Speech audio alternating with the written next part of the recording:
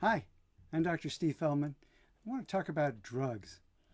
Our government should focus on preventing harm to others, but it should also respect individual choices. Legalizing or decriminalizing drugs at the federal level would be a positive step towards greater personal freedom and responsibility. And here's why I think this change makes sense. Legalizing drugs would shift the focus from government control to individual and family responsibility.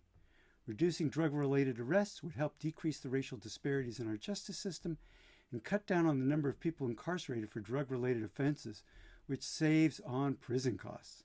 Ending the drug war could save tens of billions in direct government spending and hundreds of billions in indirect costs. Legalizing drugs would reduce the violence associated with drug prosecution and illegal drug trade.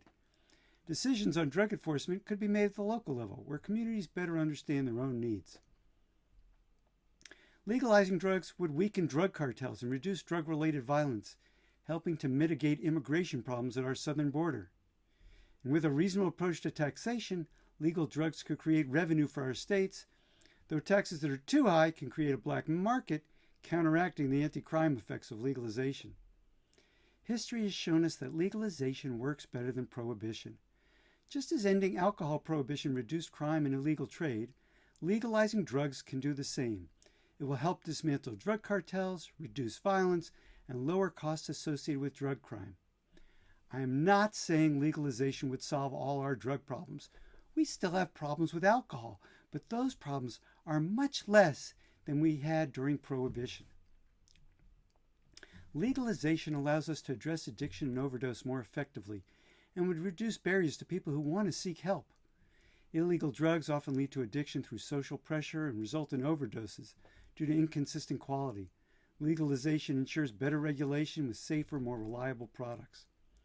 Legalizing drugs could also reduce fentanyl-related deaths by offering legal, safer alternatives.